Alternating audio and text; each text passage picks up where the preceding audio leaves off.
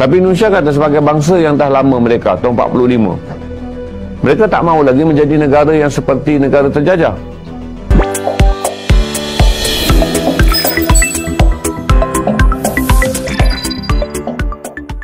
Assalamualaikum warahmatullahi wabarakatuh. Halo teman-teman, jumpa lagi di Aryan M Channel. Oke, gimana nih kabarnya? Buat teman-teman yang klik video ini, mudah-mudahan kabarnya selalu sehat. Amin ya robbal alamin. Jangan lupa dukung channel ini dengan cara like, juga subscribe. Baik, di kesempatan kali ini saya akan ajak teman-teman untuk melihat sebuah video dengan judul Orang Malaysia ini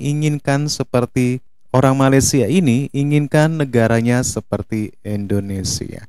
Oke, kira-kira seperti apa pembahasannya agar kita paham? Sebelum kita berkomentar, tentunya kita akan lihat dulu. Siapa sangka orang Malaysia ini menginginkan negaranya seperti Indonesia. Kenapa begitu? Kenapa kira-kira? Karena apa yang dilakukan oleh Indonesia saat ini menginspirasi negara-negara sahabat, termasuk Malaysia. Kalau nikel dijadikan kepala bateri, dia nak keluarkan kepala bateri sendiri. Kalau bauksit dijadikan apa produk pun, Indonesia kata mereka akan mengeluarkan produk tersebut sebagai end produk. Berarti mereka korek daripada bumi mereka eksport adalah final produk. Sebab tu saya suka untuk saudara tengok kenyataan Bahlil, Menteri Sumber Bumi Indonesia mengenai perang nikel. Indonesia tidak mengeksport lagi nikel. Saudara akan tengok bagaimana negara-negara yang memiliki sumber. Oleh kerana Indonesia ni dia ada 5 sumber galian yang dia akan tahan daripada dieksport. Dia tak benarkan dah ekspor. Sumber galian dia nikel, sumber galian dia adalah emas, sumber galian dia adalah bauksit, sumber galian dia adalah timah, dan sumber galian dia adalah tembaga. Dia tak benar lagi ekspor. Kerana Indonesia kini ingin menjadikan semua barangan yang ada dalam sumber bumi dia sebagai barangan hilirisasi. Berarti kalau nikel dijadikan kepala bateri, dia nak keluarkan kepala bateri sendiri. Kalau bauksit dijadikan apa produk pun, Indonesia kata mereka akan mengeluarkan produk tersebut sebagai end produk. Berarti mereka korek daripada bumi mereka eksport adalah final produk.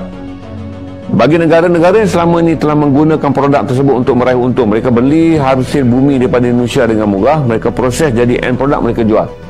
Secara rutinnya tu, negara yang mengeluarkan produk hanya mendapat 20% daripada penilai barang. Negara yang memiliki teknologi memproses produk memiliki 80% keuntungan daripada produk ujung barang.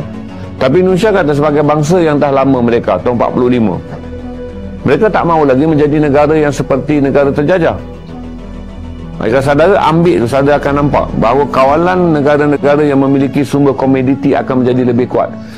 Kita sekarang ni berdoa dan kita harap, saya pun harap Malaysia menyokong perjuangan Indonesia untuk berperang dengan WTO, World Trade Organization. Indonesia sedang menghadapi saman.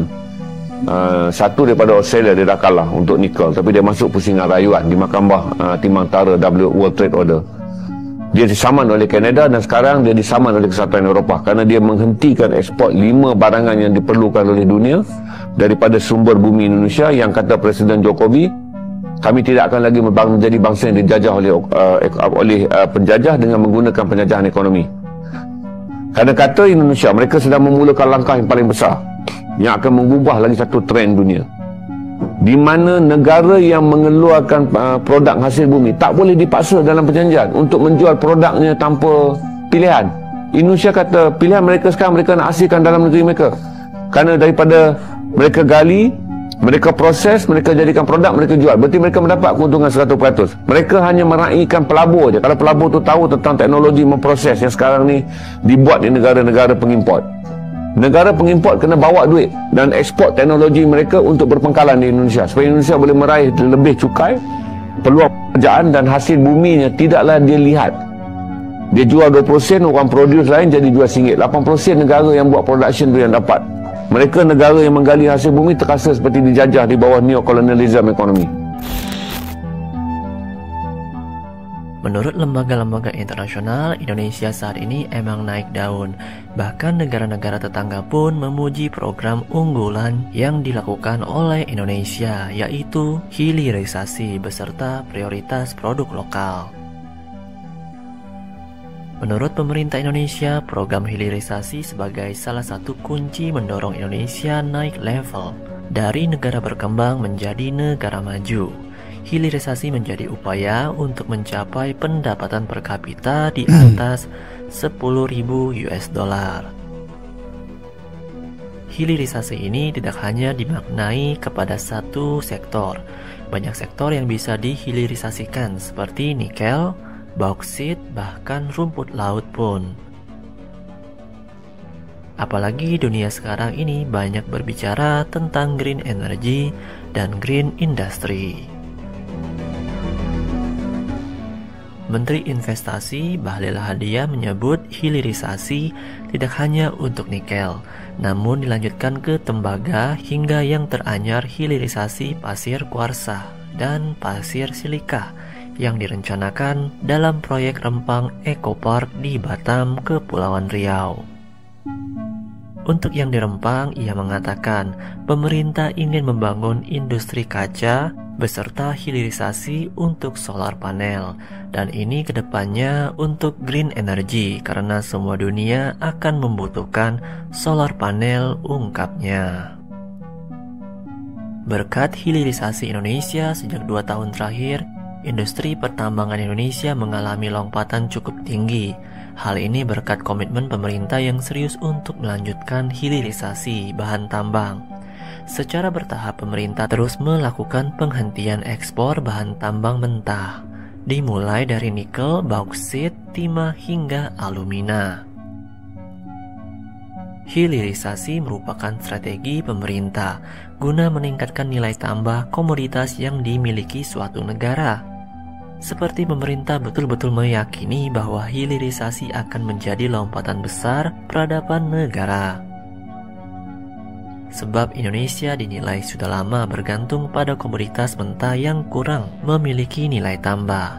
Dengan rencana hilirisasi pertambangan dan ekosistem kendaraan listrik, nikel Indonesia kini menjadi primadona dunia. Seperti diketahui, nikel menjadi bahan baku utama dalam pembuatan baterai kendaraan listrik.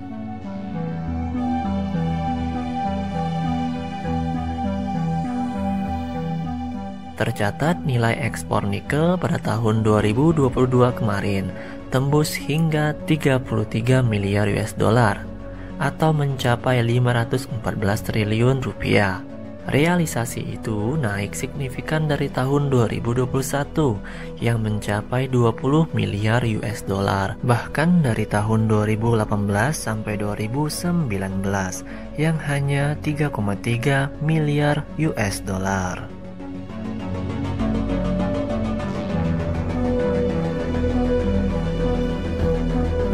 Oke teman-teman, ya demikian kekaguman dari orang Malaysia dengan langkah-langkah yang ditempuh Indonesia untuk bisa memajukan perkembangan ekonomi Indonesia dengan cara menyetop ekspor bahan-bahan tambang dengan cara mengekspor bahan mentahnya saja. Kan tetapi Indonesia lebih memikirkan untuk bisa mengolah menjadi bahan setengah jadi terus diekspor. Dengan demikian pendapatannya pun akan berlipat ganda. Oke teman-teman, ya demikian satu kekaguman dari orang Malaysia tentang langkah-langkah yang ditempuh Indonesia termasuk hilirisasi. Menurut teman-teman gimana? Silakan teman-teman bisa berkomentar, tetapi jangan lupa dukung channel ini dengan cara like juga subscribe. Terima kasih dan wassalamualaikum warahmatullahi wabarakatuh.